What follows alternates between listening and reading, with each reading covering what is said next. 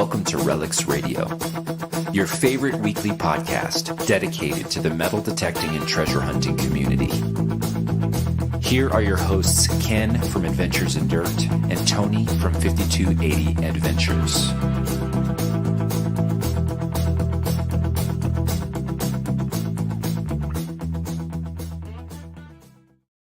Hey everyone, Thursday night. Welcome to another Relics Radio. That's right. You know what's funny is like I went to say that and my mind about blanked because I've been talking so much about Rush to the Rockies, our event coming up here in Colorado, that I almost said, hey, welcome to another Rush to the Rockies. But no, Relics Radio Thursday night. Actually, you know what? It's not even a Thursday night, is it? That's a switch. It's Wednesday night. Why are we doing this on Wednesday night? I'll tell you what. Let me bring my guest in. You guys know him.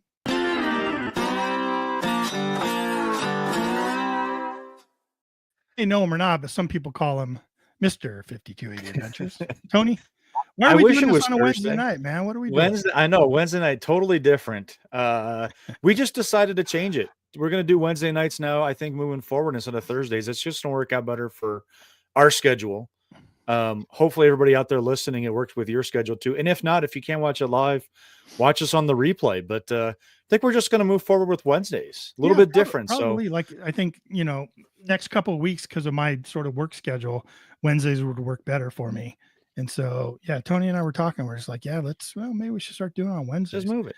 That way I could. We'll see what the response is. We might be a little bit lower tonight just because of something different. In terms of live people, but hey, I mean, look, it works for David Rose. So let's go ahead and we'll just make it final now. It's too many conflicts on Thursday. So David just made the decision. So if you guys have a problem with it, I'll give you David Rose's phone number, his home personal number. You can call him, call his wife, and say, look, man, we wanted it on Thursdays, and then you had to go and spoil it for us. That's right. How are you, man? How are things?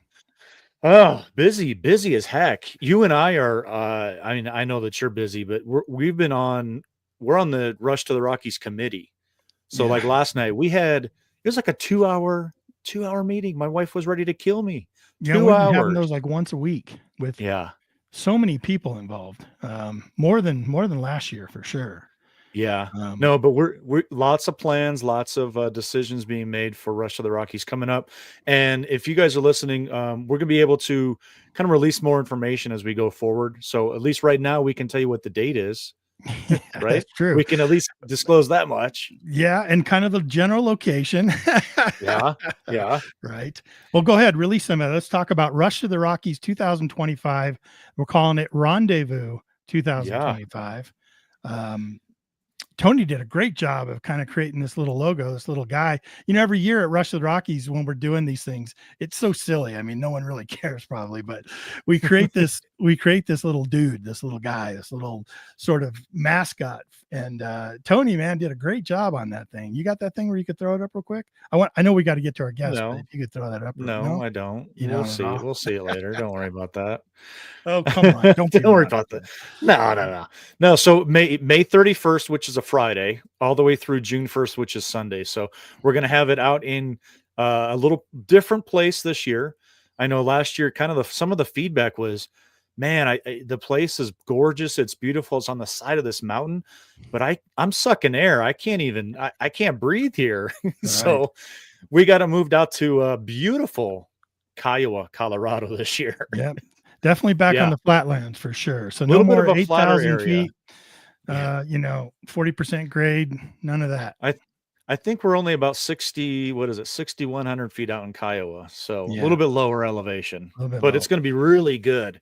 Yeah. Some of the stuff coming together and ideas and stuff. So if you guys need to, if you're going to join us, we're going to get out some information. We'll get you the links and the signups and the cost and the events. And as we're putting it all together, we'll get it out there to you guys so you can make some decisions. But come out and join us. Yep. We'd love to have everybody out there out in Kiowa, and we're going to have a good weekend. Yeah, it should be a lot of fun.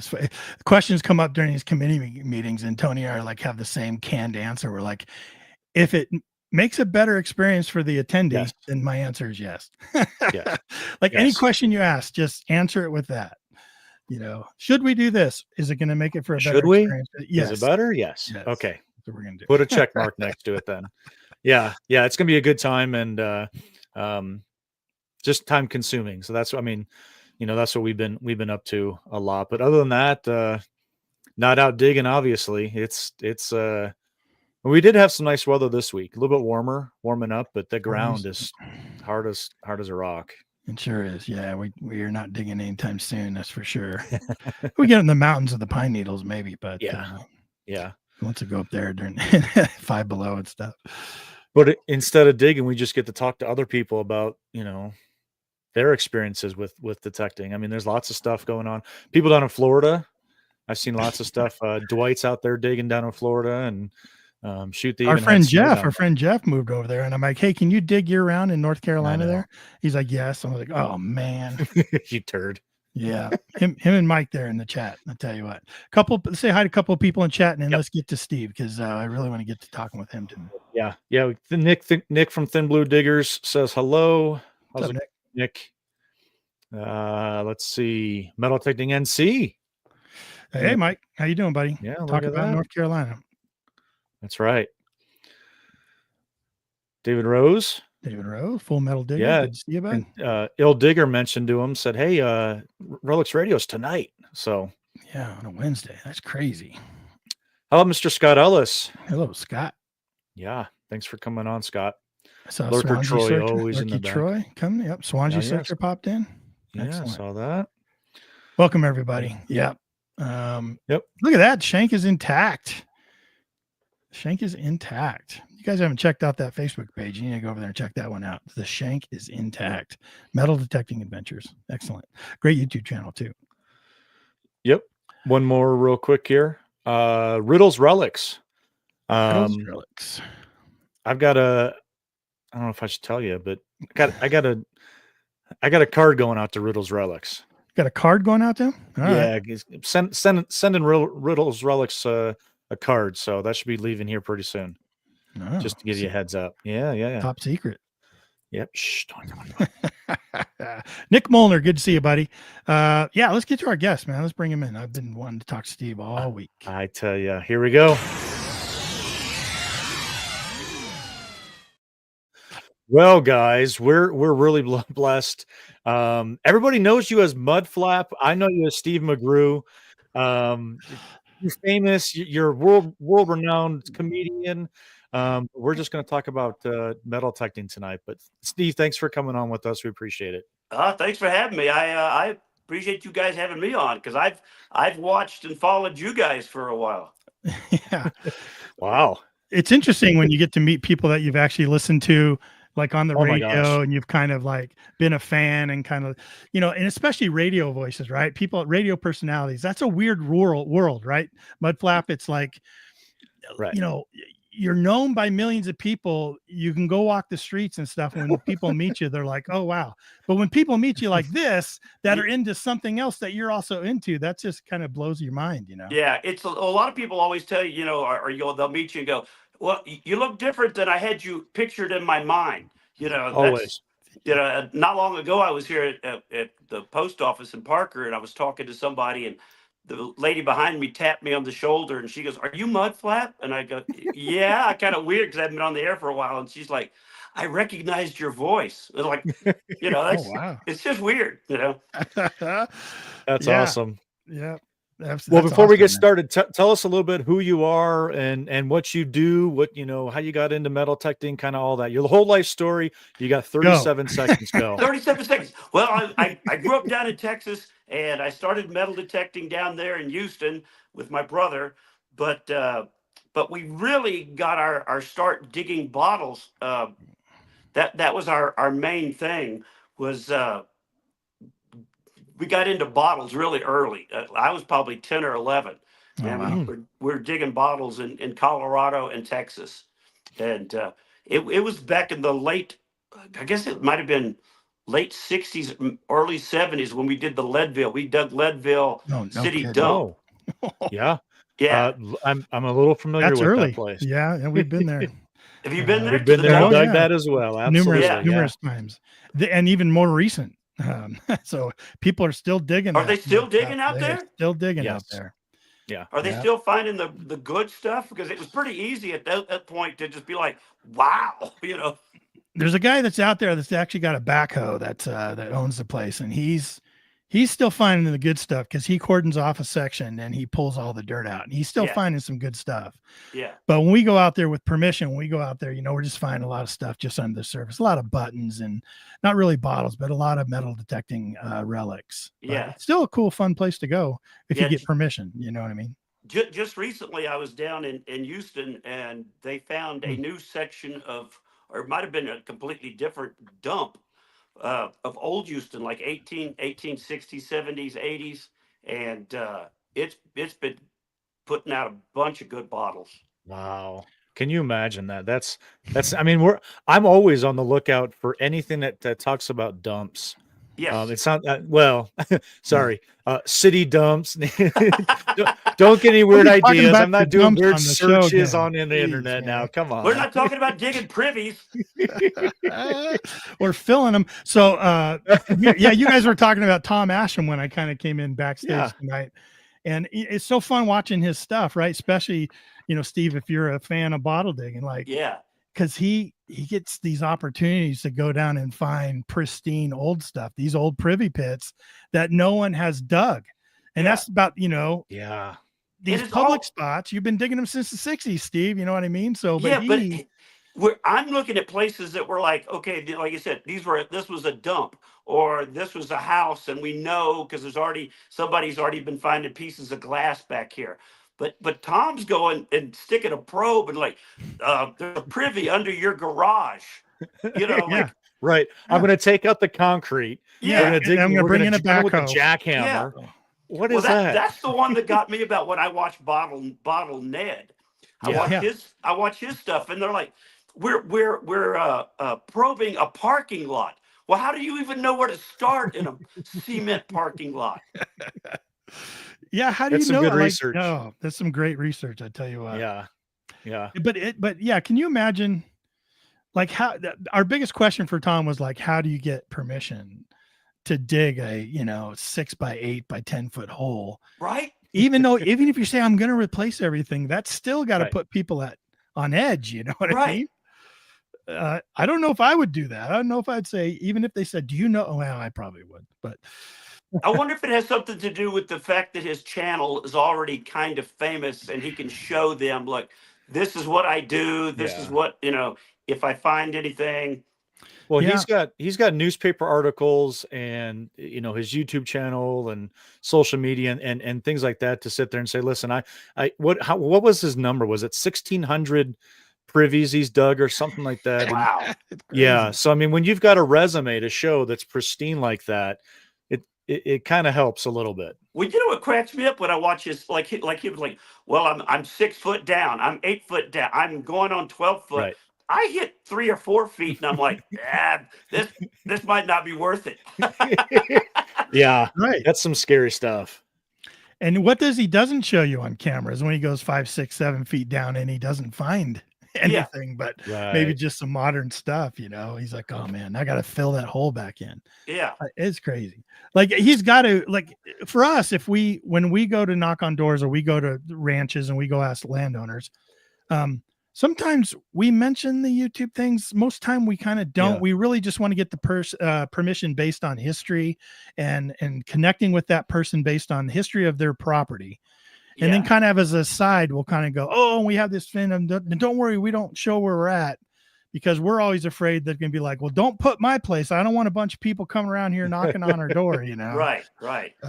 Well, I proposed a TV show. I got a hold of HGTV and they were talking about how they flip houses. That was called.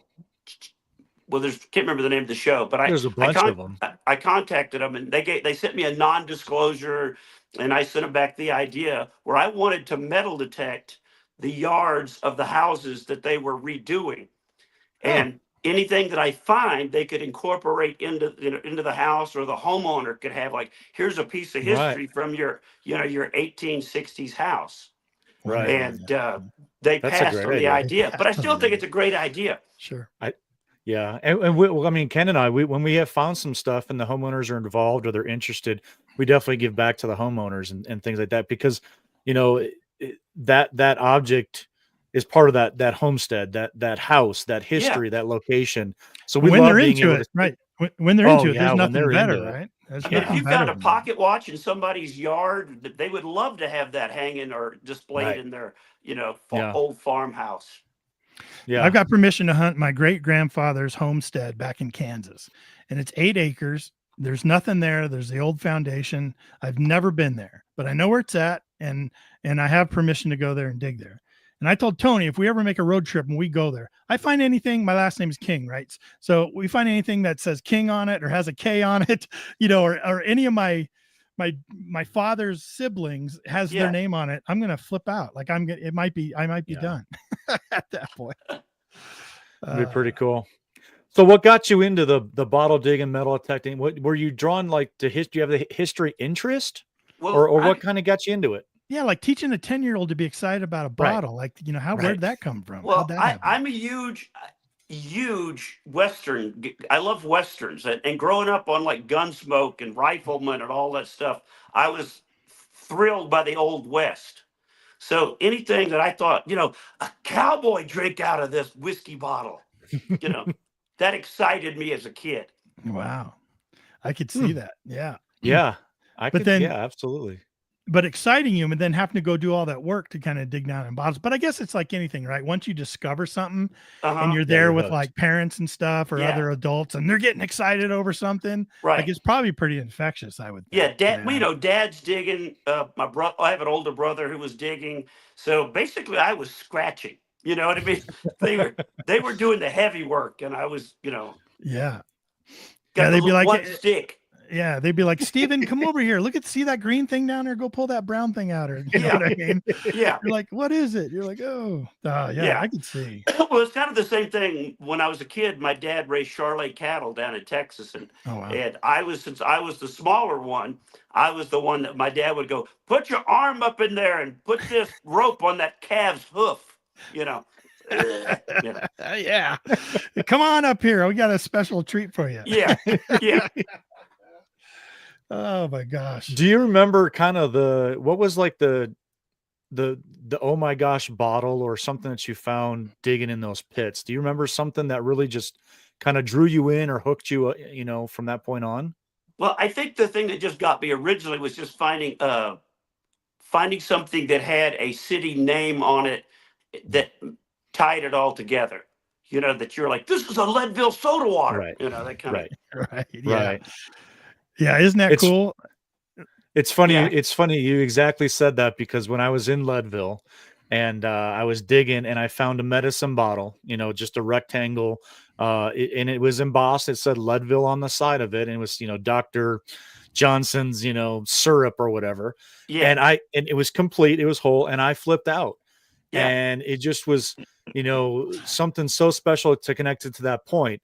And this old timer that I was digging kind of over on the other side and stuff, he comes walking up. Hey, did you guys find anything? Oh yeah, let me show you. I got this Leadville bottle. He goes, it's worth $5. Yeah. And I was like, I don't care. It's in that case right here. And I'm always going to remember, because it's got the embossing on it for Leadville. I mean, I was there. Yeah. And then you start doing the research then, that doctor was only in Leadville for 2 years. So I can, very specific time period. And it just drives me nuts. But some other guys like, it's $5. Who cares? Yeah. But I'll save that forever in my case and talk about it on podcasts. Well, I'm that way with certain bottles. I have different places around my house where I have groupings of old bottles, and they're basically worth nothing but for me to go, I found this ketchup bottle behind a cabin. I found, this kind of thing. So do people ask you about it when they come over? Yeah. They're like, Steve, what's up with all the bottles? Yeah. What's up with all the trash? Trash. Right. The trash.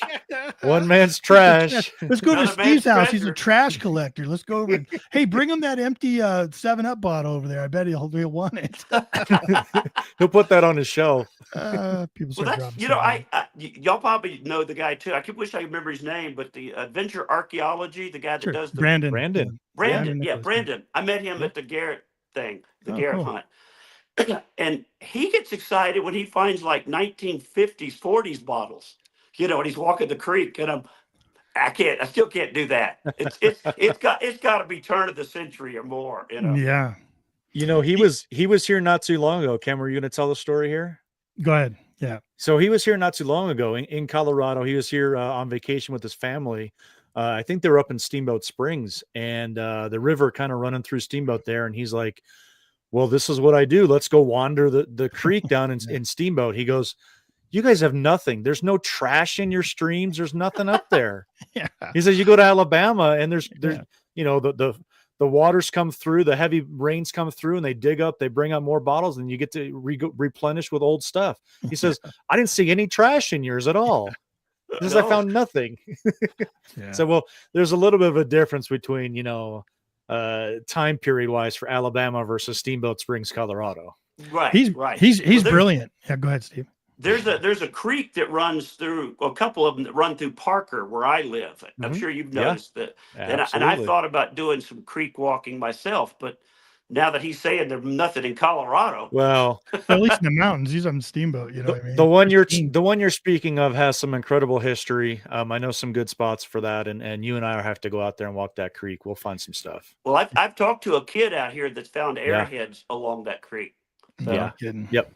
It's a very well established river creek that kind of established the state. So it is a good spot. You just haven't gotten out there. I mean, there's so many other places to go and do and stuff. So yeah, you guys are both in a great area down there. There's there's a lot of places to venture out there that you can discover some stuff. But Brandon Nicholas on Adventure Archaeology, he also does something that's pretty brilliant. He takes all the bottles that are broken, and then he has a guy that cuts them into drinking glasses for him. Yeah. He polishes them up, and then he'll sell those on eBay or whatever. And that's just a brilliant idea because, at some point he said, what am I going to do with all these broken bottles? Like, we find more broken ones than we find full ones, you know? And to come up with an idea like that was just brilliant. Well, his wife takes the, even the broken shards and makes jewelry out of it too. So yeah, they get a great thing going. They're very creative people. I'd love to meet Brandon one time. You and I, Ken, we've talked with him numerous times. We've done some off the air Zoom calls with him and that kind of stuff. So great guy. I'd love to hang out with him. He's another guy. Just the knowledge just flows out as soon as he opens his mouth. Yeah, that's great. Yeah, I was doing a show in Birmingham just not long ago and contacted him about coming to a show. And and he said, oh, I would love to, and I would, but the whole family's sick. And then God, perfect timing. Perfect timing, of course. Right. Well, Mudflap, how did you kind of transition from bottles to metal detecting? Like, to me, that seems like a natural transition because of the people really you're surrounded with. But it was my brother did it. My brother was he was going to college for archaeology. That's what he was going for. But there's a lot of unemployed archaeologists, and he got into metal detecting, and he bought one of those early Garrett. Was it called Sportsman or Sport something or? Yeah, that's before. I think so. For sure. Somebody in the chat will know. It was a silver case about this big, and it, Yeah, like a muffler on a stick. Yeah, pretty much. Yeah. But I remember his very first metal detector was a transistor radio on a stick. You had to tune it to the channel of the coil. No kidding. That was his very first one. Wow. But I would watch him find stuff, and it just was amazing. And then he started moving up to finding silver coins. And that's when I thought, okay, I'm buying my own. But I bought mine in '75, the Garrett VLF. And I think I paid $500 for it in '75. Wow. So that was an investment for sure. Y'all back then, Wow. Like, if I can find a bunch of silver coins, is that what you mainly went after? Did you go after mainly coins? And that was one of the mistakes that my brother and I have talked about that we've made. Now that can look back, we were heavily into finding silver coins. So we were finding we were doing old houses and parking lots and fields and next door to movie theaters. We'd walk away with $6 or $7 $half from the 1950s, and we were like, yeah. But we missed out on all the stuff that they were actually hunting for in Houston. They were finding like the 1860s and 70s and 1880s, because we were more into coin shooting, as they called it at the time. Yeah. Yep. And you guys were just happy with it too. Yes. You know what I mean? Tickle pink. I mean, we've got like cases of coins. I still have every coin I've ever found. My brother has sold his off over the years. You know, like I sold $1,000. I bought a new metal detector, and that's the way he does it. Nice. Yeah, one of the few hobbies that'll pay for itself. You know what I mean? If you go after coins and jewelry and stuff like that. I know people that finance their trips to England and all kinds of stuff. You know, I think a lot of us swim beaches. I think a lot of us start out kind of as the coin shooter, and then you start talking about, well, you can find jewelry, and then I know for Ken and I, and I'm sure for you as well, him and I, we've evolved into the relic side, and the history and the research, and getting on the old, you know, like you said, 1860s down in Houston. Yeah. That's really what draws us in. Is that kind of how you kind of focus your intentions on now? Is that what you're really looking for? Or are you still kind of coin shooting, or are you just looking to get out? I'm looking to get out, but I've widened my scope, because like I contacted you about finding the old button in downtown. I've learned to look for, okay, this is an 1880s house. It's about to be torn down. You know, that kind of stuff. And I'm not just looking for like, oh, this was a park. I bet I can find some silver, you know? Right. Yeah. Right. Well, how has it changed? I mean, you know, you said you started detecting like 75. How have parks changed? You know, because it's public, right? You don't need permission. Well, right. In a sense, but you know, the evolution of a park from the 70s until now, holy cow, completely different. You were in the golden age of metal detecting. Yeah, we could find silver like anytime we went out. I mean, a lot of silver, and you got to remember that was like less than 10 years, or right around 10 years from the end of silver. So you were finding it a lot more. Yeah, man. Ken and I missed out. Jeez. No, you find the silver these days, and you're like, oh. Well, you know, I missed out. Everyone comes running. I missed out when I moved to Colorado. My machine would not ground balance here, and I had trouble with my Garrett, so I actually didn't metal detect for like 10 or 12 years, because I thought, well, my machine doesn't work here, I don't know anybody here, and then my brother turned me on to the newer Garrett stuff, and I thought, okay, everything's improved, I'm back in, you know. There you go. I can handle this mineralized soil now. But that old VLF just did not work well here in Colorado. Yeah. I've heard that before from people that have been detecting here a long time. We got a lot of people in our club that have been detecting for a long time. They same thing when you talk to them, like, yeah, we hit that in the 60s and the 70s or whatever, the 70s. You know, and you're like, man, we were just at a site. Discovery. We were just at a site, Ken, in fact, and I had posted something. Somebody reached out to me, said, "Oh yeah, we dug that in the 80s." Like, in the 80s. Okay, well, you missed this. We found this really cool thing. You missed this. Never dug out. Never. Well, that's never right. That was to say, it's never dug out. And with the evolution of the machines, it's going deeper and deeper. So. Yeah. Like I've been hearing a lot about the Manticore. You know, I'm a Garrett guy. I really am a Garrett guy, but I've been hearing great stories about the Manticore. That's it right there. That's Tony. Behind you. And I can tell you, love the Manticore. So, I always testify to this, Tony. You know I do. He talks me up. When I met Tony, he was a Garrett guy through and through. And I was trying all these different metal detectors. He's like, God, you just stick with one, man. I'm a Garrett guy through and through. And I know my Manticore, yeah, absolutely. I know what it sounds like. I can tell you what date the coin is. Yeah. So, you know, he when he got that Manticore, as a witness to him, because we were digging together exclusively at that point, I saw his detecting skill and ability to dig less trash targets and more good targets just skyrocket. And as he continued to learn that machine more and more and more and more, it's ridiculous now. Like we'll go out, it's just ridiculous. Like almost don't like going out with him anymore. It's ridiculous. Get out of here. Well, let me ask them. Well, then let me ask. I want to ask a metal detecting question then. Okay. How does it? Because I've been talking to Mig over at Garrett, about, because I've been thinking about a vortex. Digger Dawn is an online friend too, and she's like all of it, like, oh, the vortex is yeah.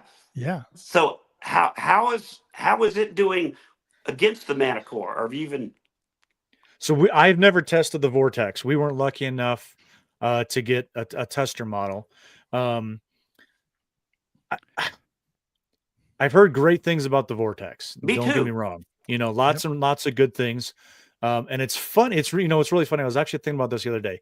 There's that build up to the vortex and kind of some letdown with the vortex. And then when everybody first got it, it was all about how horrible it was. It doesn't have this. We haven't heard very much lately from those people about how bad it is. I think now that they've used it, they've gotten used to it. It's a little bit of there's a lot of newer technology into it. Now that they've figured it out, I think that they're really going, this is a pretty darn good machine. And I'm on some Facebook pages with the Vortex, and I see lots and lots of relics and coins and things like that, and lots of positive stuff coming about it for sure. To be honest, I think the difference between these machines, I think as we've worked through time, there was a larger gap between some machines and others. And as we're going, the technology is improving, but everybody's getting closer and closer in terms of what these machines are doing. And I think it's coming down more to the user versus more than the machine. You get that machine, you need to learn it. When I first started, I remember somebody told me I need 10,000 hours on my machine before I can even figure it out. When you learn that machine, you can swing that thing and out and how to hunt anybody else because your machine. So when you're comparing apples to oranges, just give me grapes. I know my grapes. I'm going to find what I want to find, what I can't find with my grapes. Well, there was a guy down in Texas who part of the Houston Treasure Hunting Club, a guy named Buster, who he just recently passed away, but he'd been using an Ace 300. And was killing it. I mean, killing it. Not just like, we're got AT Max and we're missing stuff that he's like, look what you stepped over. Right. What do I say? Yeah. It's inches and angles, man. Angles. These machines will find the stuff, whether it's got this bell or that whistle, means something to somebody, but to the majority of the people. So anybody just getting into the hobby, it's not going to mean much because they're going to have to learn all these bells and whistles or whatever machine they buy. Even if their machine only has one bell and one whistle, it's going to be the best bell and whistle they've ever had. And they're going to learn it. Somebody's been in and they're going to upgrade their machine. They have experience on their machine. Like you, Steve, you like Garrett, you want to stick with Garrett. I highly recommend the Vortex because it's going to feel similar, even though the sounds are probably going to be different. You're going to have that same kind of feel, that connection. I think that it's definitely has more technology. We had Steve Moore on here. He's with sales and marketing, and we gave one away here on the show, and he talked all about it. And he was just telling us about all these things. And he did admit that when they first launch a product, like they just ran it into the ground trying to get everything perfect. But until they get in consumers' hands and they start getting feedback, they don't really know, but listening to those customers, making changes, doing the upgrade. That's what I liked about all the modern machines, but the Vortex, it's chargeable, it's updatable, upgradable, all that stuff, updatable and upgradable. And I asked him what the difference was about that. And he said, you can get a VX7. And if you want to go up to the VX9, you pay a little bit of money and you upgrade the machine to a VX9 over the internet. Like you don't have to now go buy a new VX9 and sell the VX7. Like it's upgradable. Right. Well, I did that with I bought the Apex when it came out. Yep. I've got that too. And I did a couple of the, online upgrades. Well, the updates. The updates. Updates on it. All that stuff helps. But I ended up, I just recently, even though I love Garrett, I did get a MindLab Equinox 800. Oh, did you? So I'm learning that because the Apex put me toward that more of a. I like this digital kind of thing, this. Yeah. But that's why I want to go with the Vortex because I hate to not be a Garrett guy. Well, yeah, they're great company, great American company. They stand by their product. Some of the best customer service that I've heard out there, and wonderful. They you can't go reworked wrong. my pinpointer. Like I was having trouble and mailed it in, no problem, sent it back. Right. And it worked like a brand new thing. I mean, it was like no problem, no questions. No questions. Yeah. No questions. Yeah. Yeah. Well, I mean, when I started, I actually started with the Ace 250. I went to the AT Pro, went to the AT Gold, went to the Apex. So, I mean, you talk about a Garrett. I was live and die by the Garrett, Yeah, absolutely.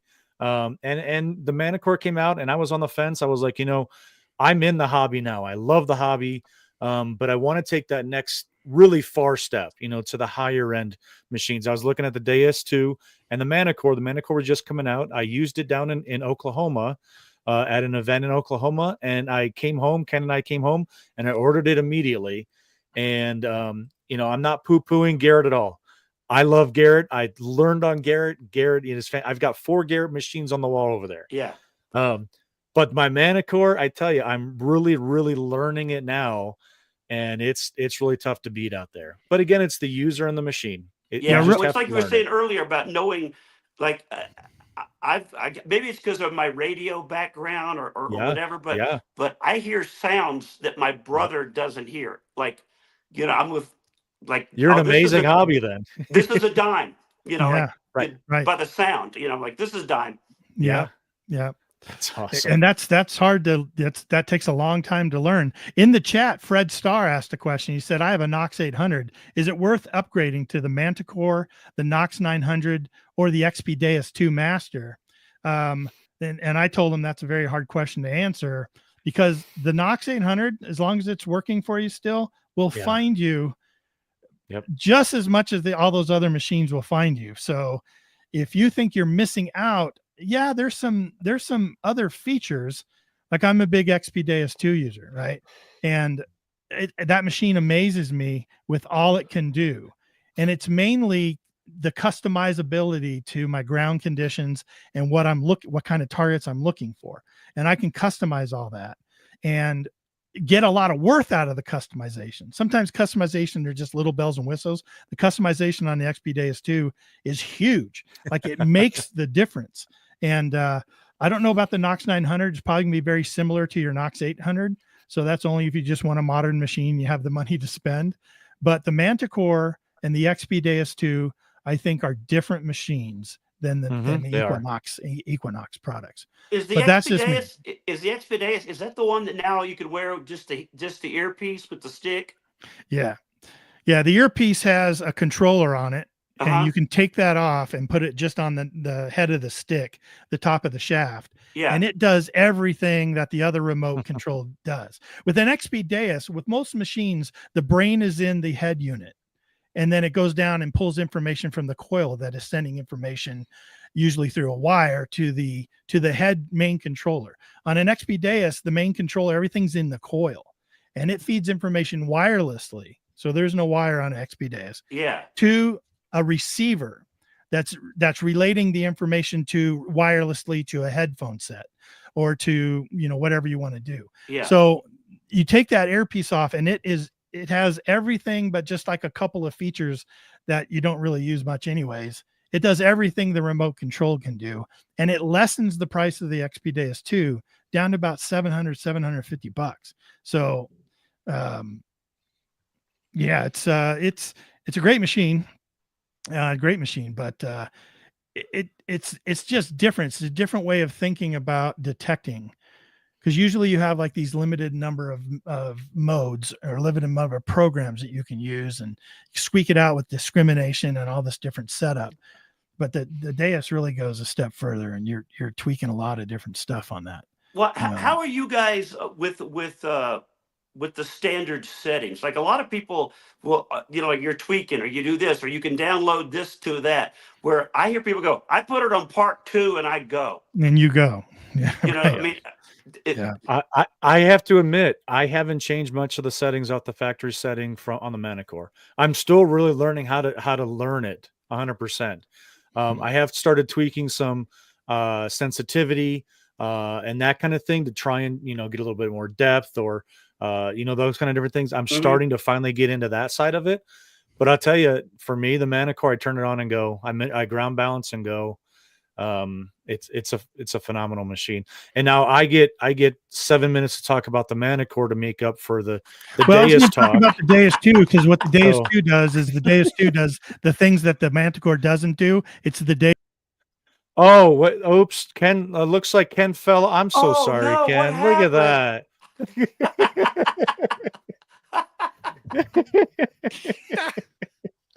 I don't believe we have this ongoing discussion about the Deus and the Manicore. They're both great, fantastic machines. Now these machines, like one of them, I watch different people metal detect in different countries, and they prefer different machines for different countries. Is that right. Just because of where they're made, or you think it's because of the ground or what they're used for? Yeah, good question. That's a good question. Yeah, it could be. I don't know. I don't know. I guess I'm opinionated, but I think a lot of people can be lazy, like in anything, right? A lot of people like the easy way. And so if they have one machine that's better and comes right out of the package, more in tune with their mineralization and kind of what they're looking for, maybe a lot of people in that area look for, that machine sells well there because, one, a lot of people in the area have it. Two, it comes right out of the package and works really well in the ground there, and they don't need to do much adjusting. I think we got a comment in the chat here. Canslaw says coins are made differently, like U.S. coins versus Canadian coins, and I will tell you, Ken and I both have been to England as well. Metal detecting in England is completely different than it is metal detecting in the United States in terms of the sounds that you're listening for. Super rare to find those high tones that we love to find here in the States. Yes. Silver all over the place, right?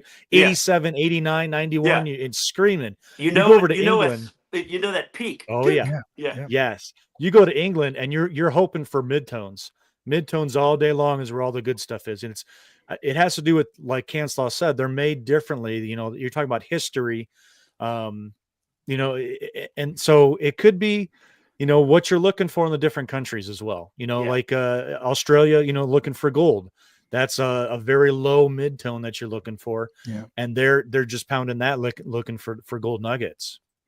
Yeah, it is a big difference. In the U.S., we're listening to those high tones, but we're just trying not to get fooled by that deep iron or that deep can or any of that trash. And when you're in England, you really don't have to think about that at all. That's awesome. Like you are just listening for a good solid signal, and no matter what, you're going to dig it. You're just listening for that pop. And the only trash you really, you just want metal. I mean, it can, and any tone can be something a couple thousand years old. So about the only trash you find over there mainly is like World War II anti-aircraft flak and stuff like that. Well, but even that's cool to find, right? I recently, and I think I was telling Tony about this. I searched just an open field, which I don't do a lot. And I went for, I'm digging every signal, and it was kind of cool to find, okay, a harmonica reed. Oh, now a spoon. Now a piece of horse tack. Oh, this is a sharp's bullet, where instead of just looking for that coin sound. Mm-hmm. Yeah. Yeah, if you're on a homestead site in those fields and things like that, you should be digging everything. Absolutely. And I love the variety of things that come out when you're doing that too, because you're not just trying to coin shoot and you're going to find a 2017 penny. Yes. And you're like, you got to be kidding me. But just being able to call me weird, I love finding square nails. Square nails tell me I'm in the right spot. Yes. Love it. I feel that way when I go out. I look for broken glass, color glass, or pieces of purple glass to let me know the age is right. Yeah. Yes. We'll research places, and we'll go out, and sometimes it'll be in the middle of nowhere, and we'll be on this big old area, permission on this sort of pasture, this cow pasture, grazing fields on some guy's ranch. And we'll be out there looking for this old home site. And you got a general location from the overlay of the old topo site, but it's not always exact. So we're like looking around, and we're maybe, eighth of a mile away from each other. And then, Tony be like, I got purple glass. And I'll look up, and then 5 minutes later, he's like, I've got pottery. And that's it. That's where we're heading. We found the home site. We're heading that way. And then the relics start popping. Yeah. You're there. Yeah, there was a site out here where I live where I was hunting that they've eventually ran me off because they turned it into they're building a neighborhood. And I know from what I was finding that it was an 1870s on up kind of thing. And I never found the actual bottled area. So I'm pretty sure when they were bulldozing over this neighborhood, they came across a pretty good bottle area.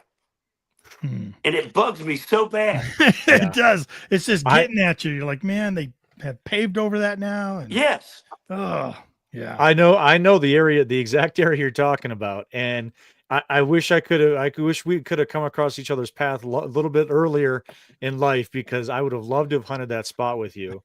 Had you ever hunted that spot? You know what the one I'm talking about, because I sent you a picture. Yep, I know exactly where that was, and that was on my radar and forever. And then all of a sudden one day it was they're pulling topsoil off of it. I'm like, oh man, I missed it. Yeah. So yeah. Somebody obviously hit it way before I did. I mean, I found some nice stuff. Sure. Obviously somebody really got to it before me, because there was that's generally going to happen nowadays. There's not very many. Well, I can't say that. There are a lot of virgin sites still out there that nobody knows about. So, that's one of the reasons I'm a fan of and the Houston Detecting Club that I belong to. Even though I live here now, I still belong to. Is we're more into demolition and plumbing sites. Where you find out this house is going to be torn down next week, or, and this is on the plumbing to have everything turned off. So let's hit the yard before it's scraped. Yeah. And you could find absolutely virgin property. You're like, look at all the silver coming out of this thing. Yeah. We had a guy in our club, Alan Bravo. Oh my gosh. He's no longer with the club. He moved away, but that guy, we had like Find of the Month Club. So, every month we have our meeting, people come in and bring their stuff. Yeah. All these different categories. You've probably seen it in your clubs, right? And you get Find of the Month. And every time it was this Alan Bravo guy. And you come up and you kind of grab the mic and you're like, well, I was here, roughly in this area. I was using the AT Pros, this like that. And I found this is 4 inches down and blah, blah, blah, right? Tell a little story. So he would win like multiple categories all the time, every month. He'd come up. Tony and I would look at each other. Yeah, Tony and I would look at each other and he goes, well, it was on a scrape off. Like we joke about it in the audience. Yeah. And he go, well, I was at a scrape off in blah, blah, blah in Denver. And that's all he did was scrape off. That's all he did was scrape offs. And you can find permits for all that stuff online. It's public thing. You can go there and search, scrape off permits. Well, that's what my brother and his guys, they sit up at midnight. They release the list for the next day. There you go. And so they get it and they're out like, daylight. Yeah. And they'll be the first person because the plumbing is going to be turned off, and it's a yard. I mean, it's like mowed, nice yard. Just nobody lives there, but it's about to be torn down. It's a proven tactic, man. I'm telling you what, it is. Alan Bravo proved that to us. Yeah. I would love to do more of that here, but I hadn't been able, and I've tried to reach out to some of the demolition, the signs that say it's going to be torn down by such and such, but they never respond around here. Yeah, they don't. And, it's always stupid construction companies, I tell you. Well, this is something I was, yeah. I did not know. One of the things I was telling my brother is like down in Houston, even though the house is about to be torn down in 2 weeks, there's no fence. Fences go up around here long before the houses come down. Right. And I've always wondered why. Yeah. They go to the meetings just to talk about it, to get approval from the city, and there's already a fence around it. That's the trouble is you find these permits that are issued through the city, but you don't know if they're digging the next day or they're just getting the permission for another 2 weeks. So when Alan was moving away, one of the questions I asked him, I said, I know you're on this site and I know you're looking at these permits. And he swears up and down he's not. He's a realtor, so he's always in neighborhoods and stuff, and he just notices these things. So he marks them down and what stage of demolition they're in. Yeah. And I go, are you calling these people and saying, like, when are you actually going to be tearing it down and when can I get in there? And he swears he didn't do any of that stuff. So. Yeah. Well, a couple of the demolition companies honestly just gave straight permission. Like if it's one of our sites, you guys can go on anytime you want to. Oh, cool. That's awesome. But they don't fence it like they do here. Oh, sure. Yeah, sure. Well, let me get a list. where you guys going to next? Because is, man. Yeah, that's why I was telling you. I look for the scrapes around downtown Denver. Yeah. And I was saying earlier that I'm one that I just jump on and ask permission if there's a problem. And I know that's not the way to do it. I know that, but I find it's easier for somebody to go, "What are you doing here? Can I have permission?" Okay. Yeah. There was a post today on this Facebook group I belong to from Buckleboy, our friend Buckleboy out of Louisiana. Yeah, Louisiana. And he was talking about research and he was talking about finding things in virgin sites and how there's so few virgin sites left, especially because most people just use the same old typical research tactics that everyone has been using, the topo overlays and all that stuff. So you're basically seeing stuff that everyone else can see. And he was talking about, you got to go deeper. You got to think of more unique ways of, he was telling everyone, pick up a book, read a book. There's nothing like reading a book, and it kind of, he was like lecturing people on, unique Get off the Google. Yeah, that's right. So, building departments, scrape offs, those are great opportunities because maybe the front yard has been hit a year ago or two, but once they scrape all that stuff off, it's going to expose all kinds of stuff. Tony and I were lucky enough to do a stagecoach stop. Yeah, so I saw that caught fire and it got leveled. And so it was leveled, right? And so you think they scrape everything off there, you're not going to find anything. It was one of their favorite hunts. It was one of our best hunts we've had probably ever. We found so much stuff. And it'd been hunted. It had been hunted by numerous people. And we show up there and we're just finding seated quarters and seated half dimes and seated all kinds of stuff. 1844, like ridiculous stuff for Colorado. Like, oh my gosh, blow your mind away moments. The oldest I have found here in Colorado for me is an 1875 dime. Is that right? Yeah. 1875. So is that seated. Was that seated? Yeah. Well, you're lucky, man, because seated's rare here. Seated's rare in Colorado. Rare. That hunt I'm talking about, I said, and I've always said that I would never find a seated coin. Like it would be extremely rare. What's on your bucket list, Ken, for Colorado? It would be a seated something. And I just never thought I would find it and end up finding two that day. Back to back. I love hearing the stories about like you guys finding the good stuff because that's what I want to find here in Colorado. And I was watching the Hoover Boys for a while, but I started finding them really annoying because I'm never going to find a large cent here. No, I'm not going to find a colonial. I want to see the 1870s, 1880s stuff. Right. There's a lot of people out west here that dig, you know what I mean? Like the Key Date Kid was just in here, Casey with Excalibur shovels. I saw him in here and he, he's out west. He's out here west with us, a little further west. And you can find the old stuff. You just got to, like a large cent would just be ridiculous to find here. It would be that somebody brought that as part of a collection or something. Probably weren't using it. They probably have no use coming this way with it. But if you found it, a large cent recently found down in Houston. So, and that's another one that's is odd. Wow. Yeah. I can't remember what year Cindy found, but she texted me a couple of years ago. She was up in, I think, Central City, and they were redoing the street, like you and I talked about. Yeah. They were redoing the street, and so she went out at night onto the area that they had just pulled up, and she did find a large cent there in Central City. Wow. Of course, Cindy would. So, of course, Cindy's crazy. She's retired. She goes out all the time. She just hunts from sun up to sundown. She's a go-getter, man. You can't keep up with her. I was doing street tear-outs in Salida. That's where they were. And I found some stuff, but not as old as I expected because it was kind of off to the side, out of downtown. But I bet you're excited, man. Anytime you see a street tear out, right? Or a sidewalk tear out, you're like, yeah. That's it. Hang on. I'm making a turn. Do you guys do that? I mean, I drive with my brain constantly like scaling. Like the other day I was driving to the mountains. I was going up to Frisco and I look over at Idaho Springs and I'm like, are they tearing out part of the freeway? I was going to say, Ken, he is one of us. He is my wife. My wife hates riding with me anywhere because I'm driving and I'm like, oh, there's an old house right there. Oh, I'm going to mental note.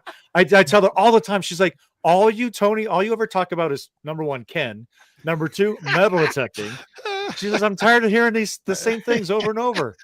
And honey, send me a text. 13th and Laurel. Send me a text. 13th and Laurel. Quick, do it. I got to remember that. Yeah. My wife's actually gotten so used to it that bless her, she is starting to support it. So she'd be like, honey, did you see that on the right over there? And I was like, of course I did. Yeah, I saw that 3 blocks back. Yeah. I think mine took off because I started loving metal detecting more. Oh, well, then it's probably best. It wasn't. It became the other woman. You're holding your machine like this. Yeah, it becomes the other woman, doesn't it, Steve? Sure does. Yeah. That's funny. Yeah, it is because it can get that way, man. You can get really addicted to it. I don't know why. It's just like every beep's like Christmas, right? You're like, oh my God, it's either something great the or ground is putting out more than your wife. I knew the jokes would start coming from Mudflap. I know. It took 58 minute for them to start. And after that, the show degraded down. That's funny. But every single person here in the chat, I guarantee, is the same exact way. Yes. Head's always on a swivel. Probably have already been in a few wrecks because of their head being on a swivel.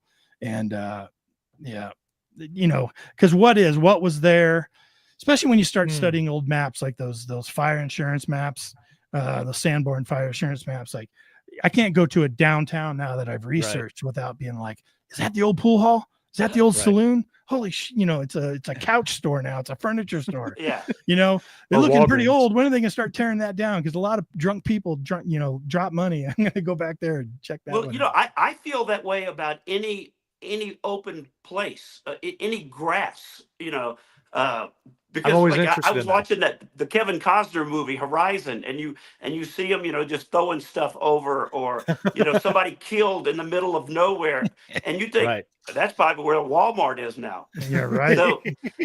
So I look, every piece of ground to me is I don't know what was there before, so I'm open to hunt like a 6x6 piece of grass. Yeah, sure. I'm a subcontractor in the construction industry, and I went to this job downtown Cherry Creek. They were building this big building. It was my job, but I wasn't a general contractor. I was working for a GC, and I went into the trailer there to talk to the general contractor. And and I'm looking, and next to his computer monitor, he's got all these bottles. He's got some blue bottles. He's got some green bottles, old bottles, turn of the century. And I'm looking at him like, cool, man. You into bottles? Like, you collect bottles? He's like, no, man, we just found all these out here on the property as we started clearing stuff away. There was an old shack right there. We kind of cleared it away. He goes, we had a whole box of them over there underneath the cabinet. And I go over there, I look, and I'm just like, I started researching them, and they are all like 1905, 1910, something like that, but still cool. And he's like, are they worth anything? I go, sometimes they can be, man. You got to, don't be breaking these things. At least look them up. Yeah. Most bottles can sell for $5-10, whatever, but you got a whole collection of them here. And they're just like, well, here, we'll give them all to you. And if any of them's worth anything, take us to lunch or share the money with us, Did you take them? I did. I took them all and researched them all, and there was no bangers in there, but they were all, cool old medicine bottles and old baby food jars and stuff like that, and hot sauce bottles and stuff from the early 1900s. So it was, there was no Denver bottle or whatever the Holy Grail is we're all looking for. But they said there was another house there that they were using as their construction trailer, this old house. And I go, what's going to happen to this house, guys? Because I'd finished my job. I was saying goodbye to them, they're going to finish the project without me. And they're like, we're going to tear this house down. There's plans to demo this house. And I'm like, guys, please, when you do that, would you let me come on here and detect this whole area? You just keep me when that demo starts, please contact me.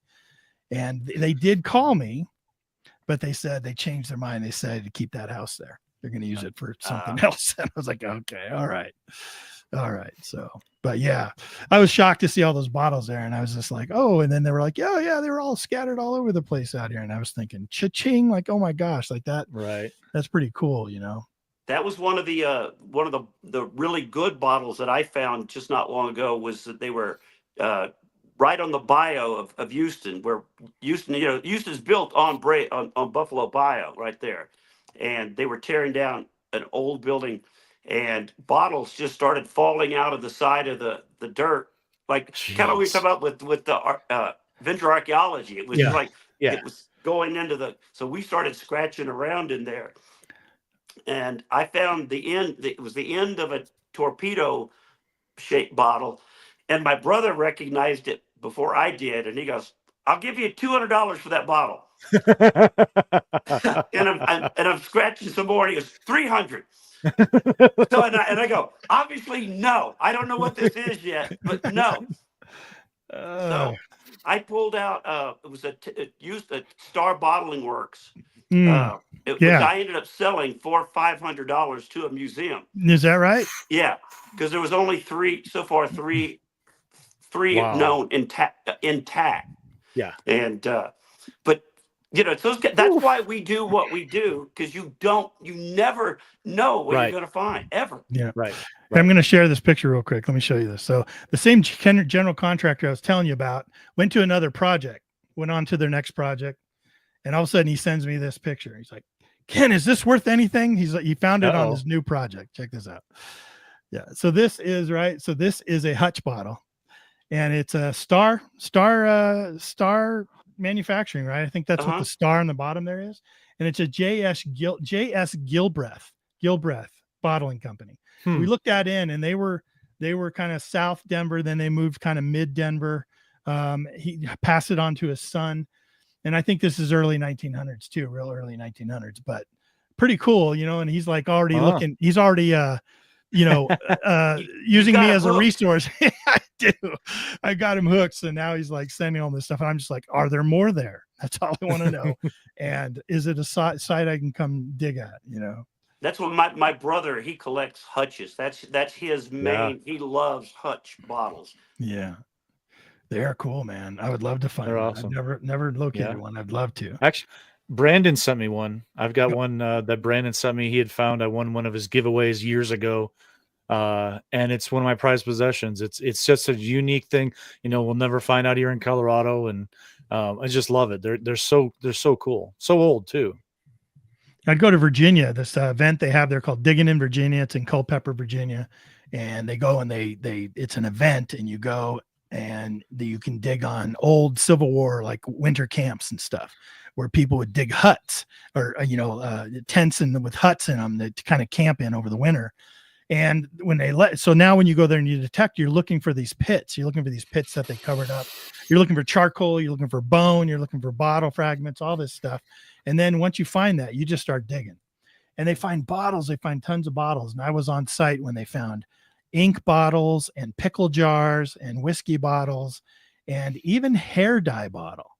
And I was asking these guys, in the Civil War camps too. And I was like, what is that doing in the Civil War camps? And they said, well, look, a lot of these soldiers, if they were of age, if they were a little older, they would always get teased of not being as virile as these young guys and not as strong. So they would dye their hair so they didn't look as old. But then also these camps were visited by lovely ladies that would come and visit these camps, and they wanted to seem young and kind of energetic and stuff. So that's why they would use this hair dye. I wasn't even thinking that, so to find a hair dye bottle is pretty cool, thinking about like what they were using it for, these soldiers trying to last the winter in this camp, but the story that goes along with it too is almost even better than just the bottle. I mean, that's not in a history book, right? If it's on my shelf, right, they're like, what is that? Hey, Dad, what's that?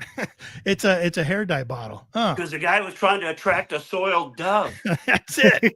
He had his 3 Merry Widow tin on him, and he was ready for action. Oh gosh. That was one of the very first things that I ever found with metal detector. Was the 3 Merry Widow tin. Neither Tony or I have got one. Yep. It's on our bucket. Never got one. I found 2 so far, but one was when I was young, and because I was like to my dad, "What is this? Give me that." Yeah, that's funny. We never found one, man. Yeah, we keep looking for them someday. It's just one of those things, right? Like, what's on your bucket list, Mudflap? Like, what's you said a large cent, which you're probably not going to find here in Colorado. Probably not. What do you think? I would like to find in the wild a silver dollar.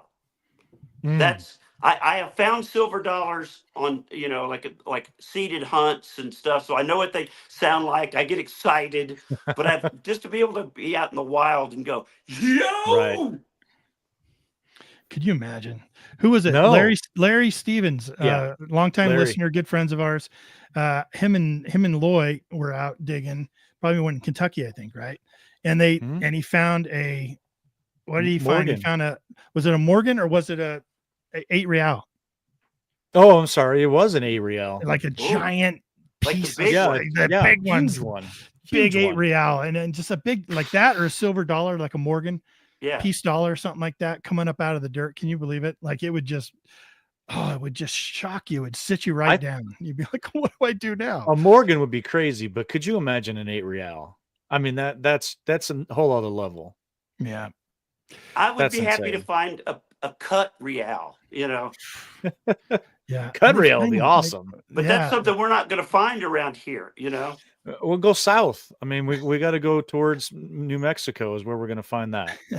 I think Spanish silver and Spanish gold. Spanish gold, yeah. In that way. It's guys. It's just there waiting for us. All 3 of us just need to go and start heading that way. What the gold is high on my list. An actual gold coin, of course, but that to me that's like the unicorn. That's just it's rough. God has to go. Yeah, and that's how it feels too, man. It feels like God has opened up the skies and just sent you a blessing for sure. You can't even prepare for it. You can't prepare for it mentally, emotionally, physically. You can't. No, you can't. Tony and I both found one, and we were different spots, and I didn't know what it was. I knew what it was, but I didn't know what it was. It was totally like a weird thing because it wasn't processing. And then I didn't want to touch it. And then I didn't know what to do. So I know I didn't want to touch it. Excuse me. And I just backed way off. And it's like my friend had to come over and like look at it and get down there and say, oh, it's an 1851 or whatever.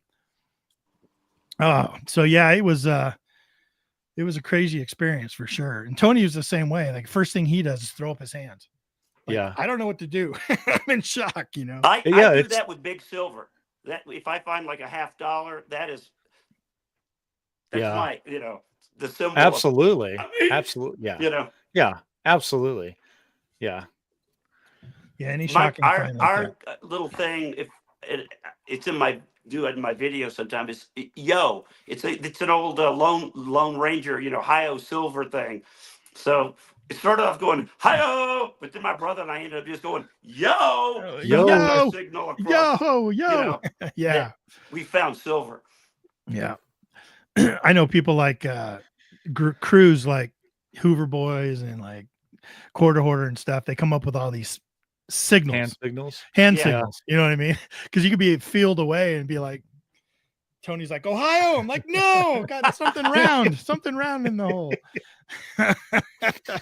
Yeah, it's fun, man.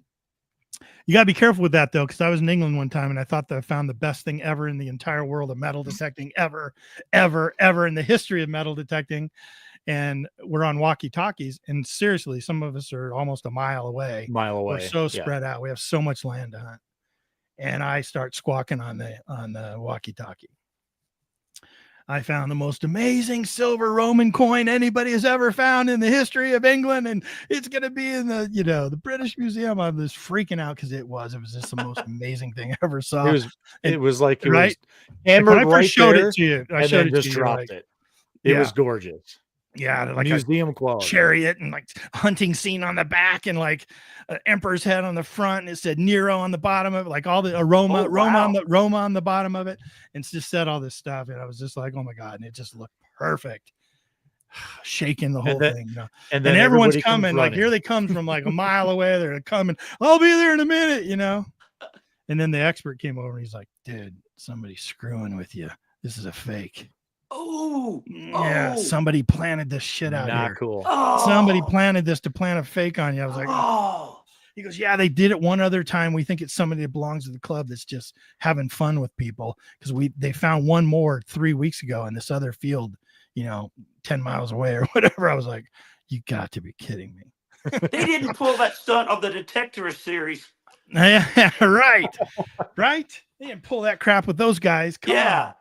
Oh, he was mad. He's like, if we ever find out who it is, not only would be, eliminated from the club, but it's not going to be a good thing for that guy once we find out who it is, because, we got all these Americans paying money to come over there to hunt in these fields on like this like vacation type thing. Yeah. Right. And stuff like that starts happening. If that starts getting out, it'd be like, oh man, they're seeding it or whatever. Yeah. You're going to go over there and spend time digging all this fake coins and stuff. But yeah, I mean, still have it. It's still beautiful. I mean, it's still just amazing looking. So is it still silver? It is still silver.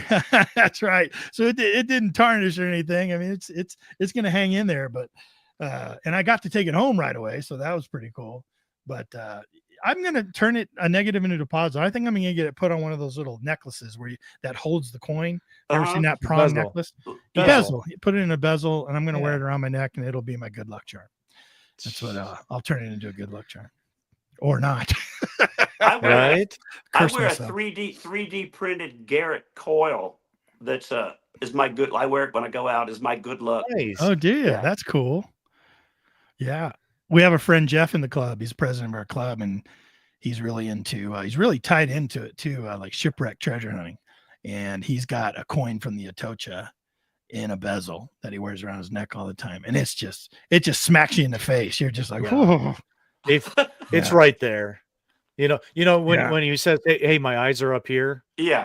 That's exactly what it's like. Yeah. Tony and I recently filmed a TV show, and the host of the TV show just zoomed in on it, and he knew everything about it. Knew where it was minted, knew where the silver came from, and they got along great. And they connected on that. They did. They connected on that right away. It just stands out there. It's beautiful though, man. Pretty cool. But so what are some cool things you found? Like sorry, Tony, I stepped on you. You're gonna say something. Go ahead. Like some great, wow things. What do you consider some of your better finds? Well, that you've been detecting. My seated dime, of course. Yeah. The Indian head pennies that I found out here around Parker, to me are the good. I just recently found another 1900 Indian head penny at downtown Denver. So that period for me, nothing. Yeah. I've not found anything that I've been like, oh my God, this should be on the cover of Western Treasure. Yeah. Though my brother found an 1851 cap and ball pistol. So that's one of those that I wish I would have found, Yeah. Yeah. Did he find like 5 feet from you and you'd already passed over it? And he's like, look what I found.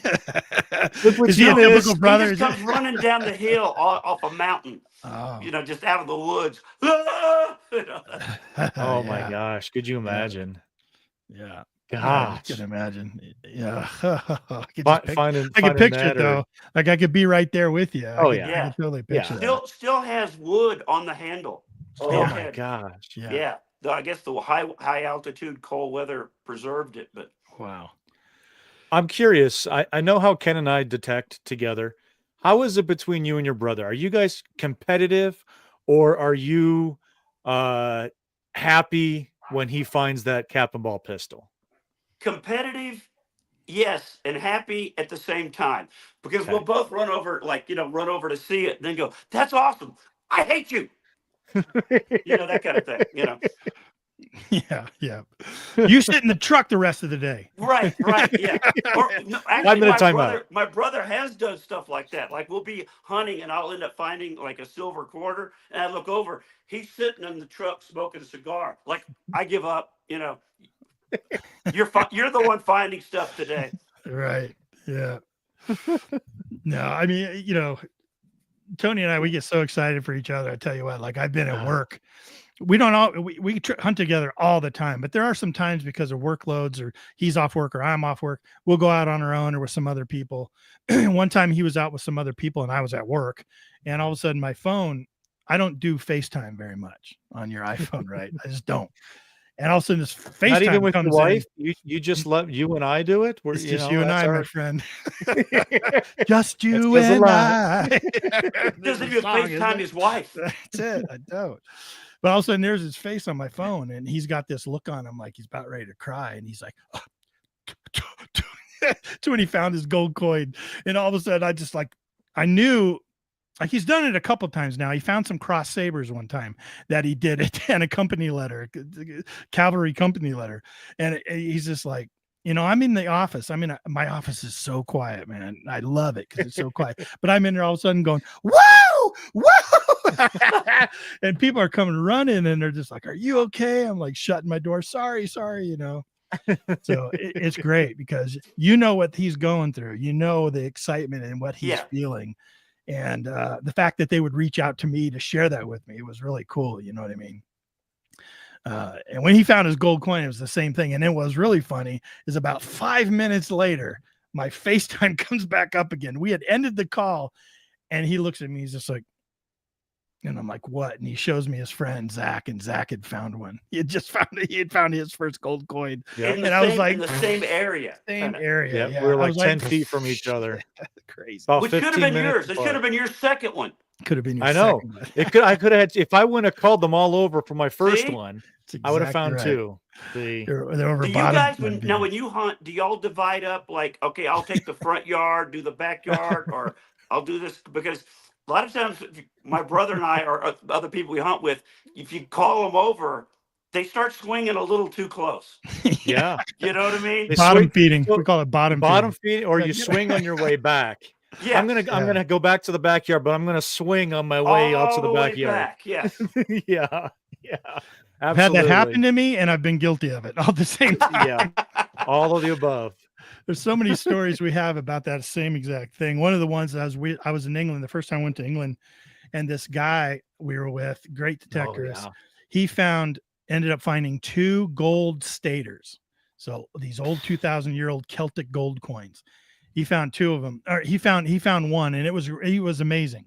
And we're all coming over and high-fiving him, and it's this big gathering, and everyone's going crazy.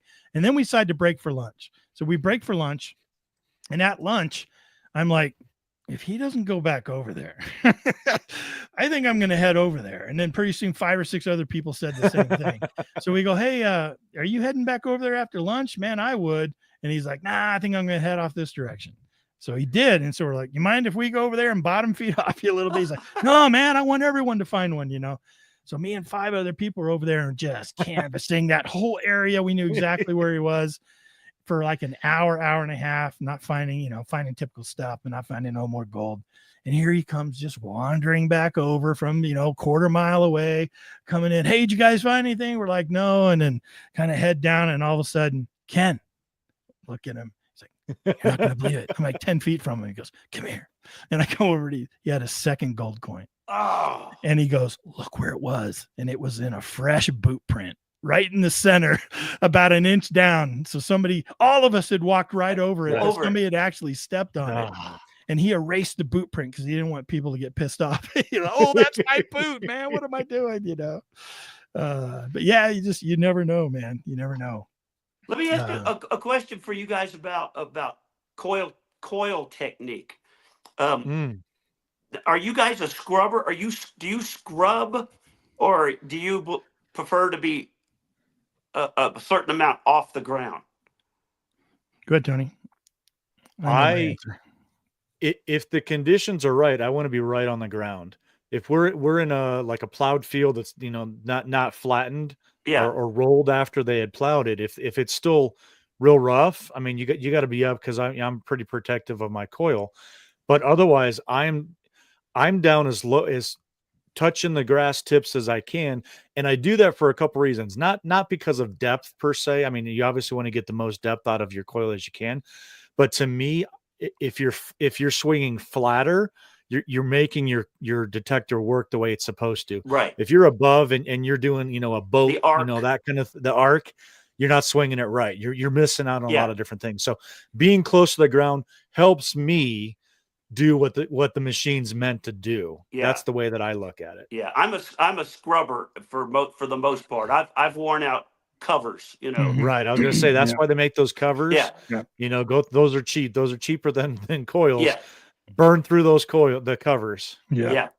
And I'm the same way. I'll hit the ground a lot. Matter of fact, I constantly looking at my cover to see what condition it's in, because I'll definitely, as much as I can, scrape. Tony and I were digging a field where the grass, it was this long story of this project, but the grass was like knee high, and then the city came in. They were having us help the city do something. The city came in and mowed it all down, but it was left about 4 inches still.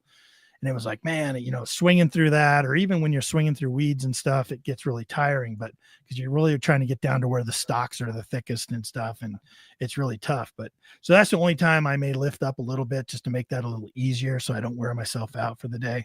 But if I'm on open ground, I'm scraping the ground definitely, and trying to stay as flat as I can all the way through the swing. I'm very conscious of that. Yeah, me too. Yeah. Yeah. Mm-hmm. But that's the way I swing. I try to, because when I try to keep almost a grid in my mind. Like I swung this far, so now I need to move to what would be the shape of my coil ahead. Right. So I kind of try to keep it gridded off, instead of just being wildly, walking. You don't know where you've been. Zigzag. Yeah. We usually zigzag. I think most people zigzag, and they will. As a matter of fact, I've got a program connects to the dais too. Thank you very much. And it tracks. Get ready to drop you. One more. I'll drop you again. Itchy finger. It tracks where that coil goes, and it gives me a printout at the end of the day. It shows me exactly where I want. And you're going to zigzag. That's why somebody can come right in behind you and find something that inches and angles thing. They could be at a different angle and find something. If I find something good, and then I'm going to canvas and I'm going to grid, I'm overlapping. We've been known to put out ropes and just make sure we're just going, to truly canvas an area. I've never done that, but I try to kind of grid in my head. Like there's a tree, I'm going to aim for that tree, and then come back and aim for this over here. So I've kind of have markers in my head for that. Yeah. You know what has helped me, and I think it happened a couple times out in England. When we went out to England, it was you get out early and you got the dew on the grass.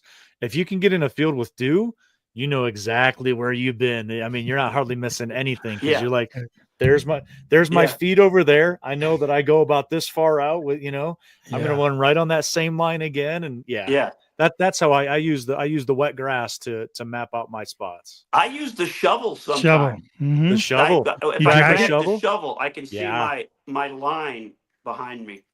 Yeah, we saw Nugget Noggin doing that. He does that a lot. So does Preacher now. They'll drag their shovel and stuff. It's another good technique. Yeah, definitely. Definitely. I mean, look at what Preacher and Nugget find. Right. Apparently it's a good technique. Right. They find a ton of stuff for sure. So one guy was showing me this other program made for that he uses for his GPS locating, and he was showing me this marking, and he's like, Ken, can you tell me where? He was showing it to me. He's like, can you tell me where all the good things were found? And so you see these like lines, and then you see a circle of squiggles and squiggles and squiggles, and then a line, and then squiggle, squiggle, squiggle, squiggle, to where like he found something good, and then he just hit the hell out of it around there. Pounded that spot. Pounded that area, right? Yeah, absolutely. I'll actually I know the last time that we're up there north detecting, when I did find a spot, I would actually do the concentric loop around it, and go around and work my way out from that spot that I found. And then when I got, 10 feet out or so from the spot, I go back to the spot and then continue the up and down of what I was doing. So trying to hit two things. And that goes back to my law enforcement training of crime scene investigations, looking for evidence kind of thing. You know, there's different techniques for finding all that stuff. And I was like, let's just do it with a metal detector. It works for, law enforcement and evidence. So let's just do it with the detector as well. Sure. Absolutely. I hadn't even really thought about that of just widening out. Yeah. I just kind of slowly get a little bit wider. I mean, changes up that, back and forth. And some people even say, you go north, south, try going east, west as well, because you'll get different angles again and pick up things that you miss running north, south. So that's how people find things that you just miss. They're coming at a just slightly different angle, a different approach. I mean, all these different things. That's one of the things that I found from hunting the same areas over and over the years. Right. Is that you guys will see, like, a coin is this way. Now it's, 5 years later, it's leveled, it's leveled out. So, or it might've been sideways and now it's enough to give off a signal. So, yeah. Steve, what's on that Mudflap bucket list?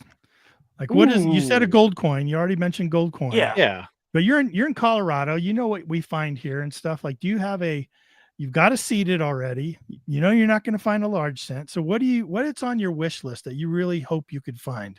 I would, typical gold nugget would be high on the list. And I haven't really heard or seen anybody.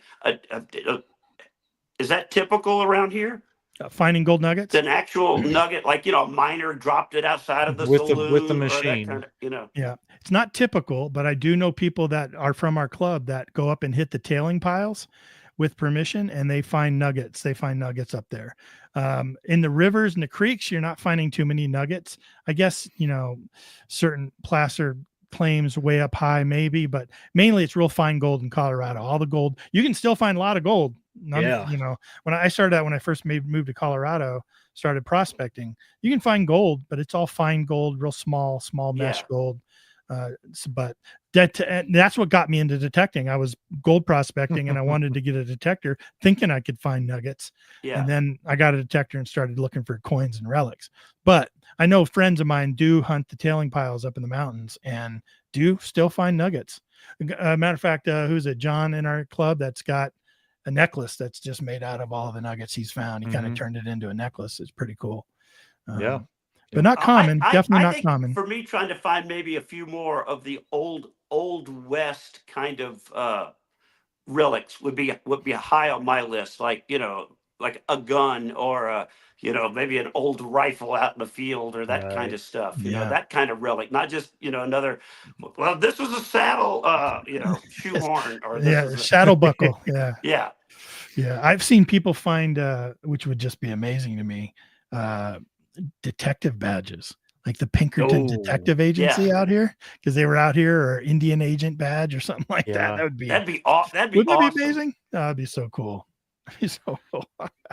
Any place you want to detect? Like if you thought about, man, I wish I could get to X to detect. That would be cool.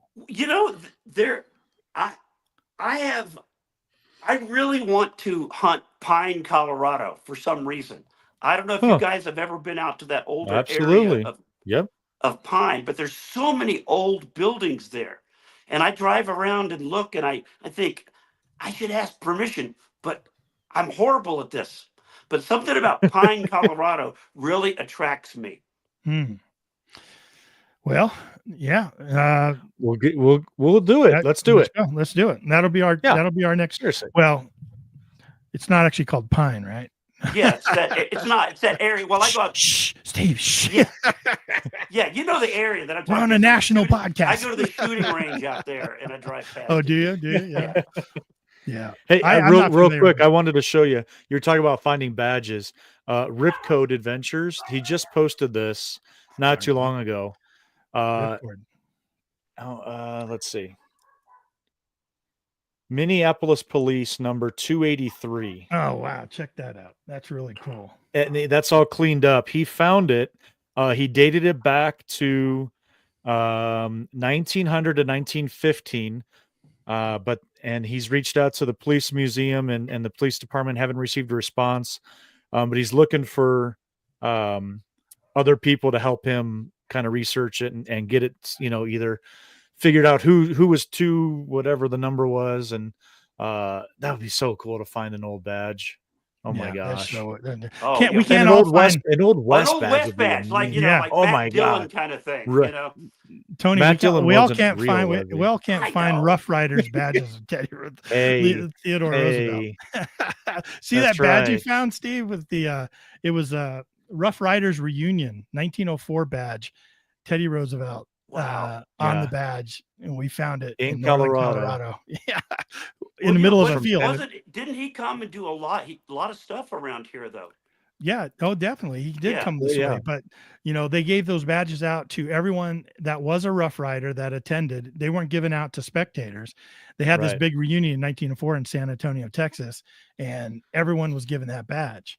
And this was nearby the stagecoach stop, but quite a ways off in the middle of some big field. And he just pulled. That's the only thing we found on the field, though, too. Yeah, just sitting there. Fell off a wagon or a horse or something right there.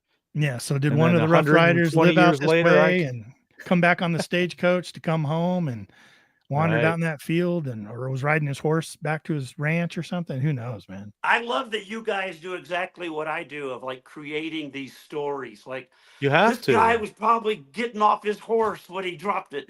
Yeah, it's amazing.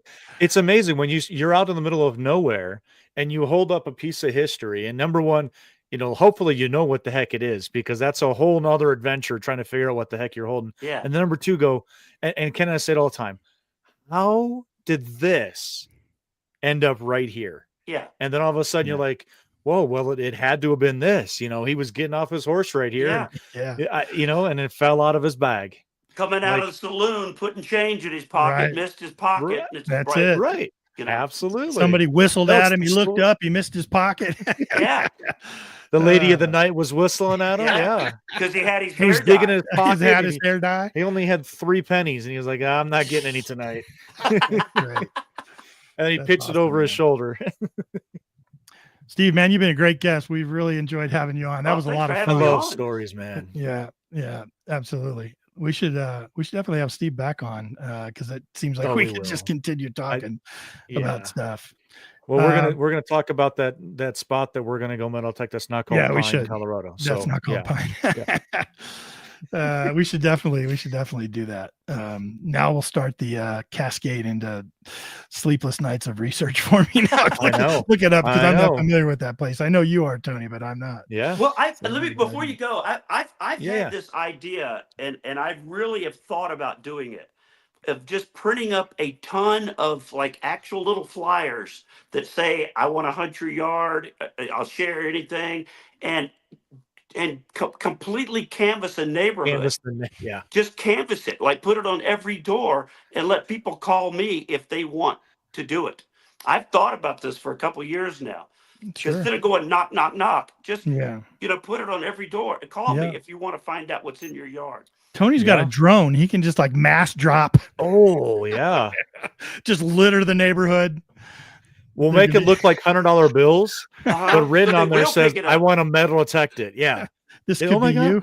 Wait, what?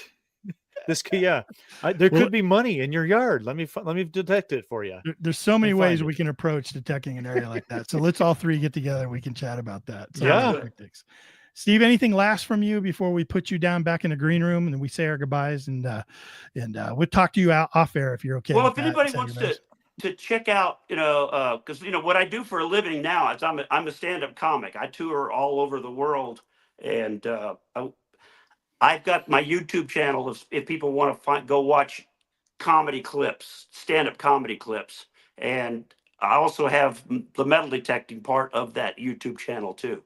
So they want to check that out. Yeah, Tony's throwing the links down in the chat right now, and you also can see them down in the description of the video you're watching or the podcast you're listening to right now.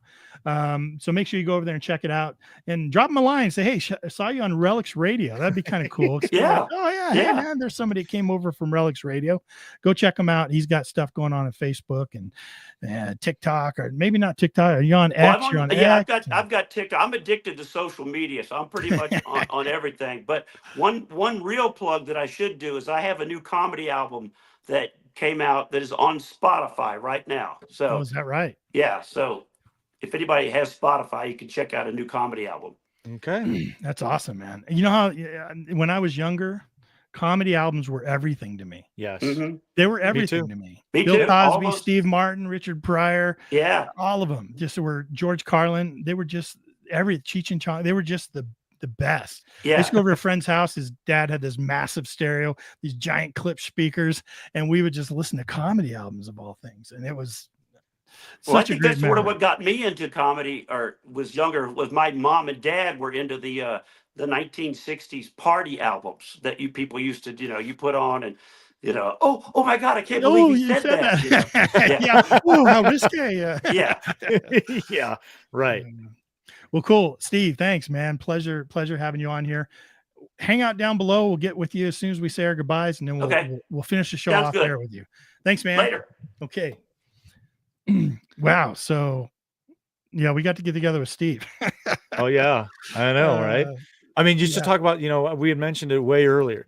His passion, the mindset, the love, the history. I mean, all of it, all the way around. Yep. Yeah. We're going to be out with him. So if you guys are watching, you're going to be seeing some Mudflap on 5280 or Adventures in Dirt. I can guarantee that one. We're going to get out with him, hit some places, have him overcome the door knocking permission thing. I mean, if you we'll send him up. He's better looking than us two. I tell you that. Yeah. So, we could set him up there and just break the ice for sure. We'll hide in the car. Right. We'll get him there. No. Yeah, absolutely. That'd be fun. We definitely should get together with him, and we will. Come I know we will. For sure. Yeah, absolutely. What do you got going on, man? Yeah, I just want to mention Rush to the Rockies, May 31st to June 1st. That's coming up. Stay tuned for on our 30th, social media. 30th through the 1st, right? And we doing 30, 31, and 1st. You're right. We are doing that Friday, right? We're doing kind of a meet and greet and stuff. We are giving away $10 million on that Friday night. $1 million. Yeah, right. Yeah, right. So yeah, I had it wrong on our list over here. That's my fault. May 30th, which is Friday, through June 1st, which is Sunday. But check into our Relics Radio social media. We'll post more information about that. And seriously, if you guys want to come out for a good time, come out to Colorado. It's beautiful in June. Not too hot yet, so that's good. And come out and visit with us and all that kind of good stuff. Do some hunting with us, and we'll have a good time. But yeah, Rush to the Rockies. Yeah, 2025 rendezvous. Dun, dun, dun. A lot goes into it, man. A lot goes into planning of it. We have a lot of people involved, so we try our best to put on the best hunt we can put on for you. I know that we're thinking of everything. It comes up in every meeting. Believe me, it's just like the tiniest detail. The tiniest detail. We'll talk a half an hour about whether Tony's logo should have dirt on his shirt or not. The little guy logo animated guy should have dirt on his shirt or not. That was a half an hour conversation. Right, everybody vote. Yeah, let's argue about it. Somebody else end up leaving the meeting because they wanted dirt on the shirt and everyone else didn't want dirt on the shirt. So that's how meticulous we are going into trying to plan this event. So well, you're going to hear us talk about it, so get used to it. Yep, absolutely. And I want to mention real quick before I duck off here, we will be on Wednesdays, so get used to seeing us on Wednesdays. Sound like some good positive response there in the chat when we came on. So, yeah, tell a friend. Get used to it on Wednesdays. You know, people, fellow friends of yours that listen to Relics Radio, help spread the word that we're switching over to Wednesdays. We're going to hit social media with it, but even as much on social media that we do, we still have people like when we decide to take a break or something, we'll let everyone know, hey, we're not having a show tonight. Sometimes people will miss that still. So tell a friend, let everyone know, help us spread the word. We're going to switch to Wednesdays. You'll start seeing us advertise that on our social media too. Should be good. Should be a good time for sure. Yep. I think it works for both Tony and I schedule a little bit better. So it'll work. Yep. Cool. Awesome. Thanks, man. Yeah. Good show tonight. Yeah. Hey, thanks for a good show. Okay. See you guys. Appreciate you. Yep. Thank you so much for listening to Relics Radio. We will see you back here next week for another exciting guest. Until then, get out and dig it all.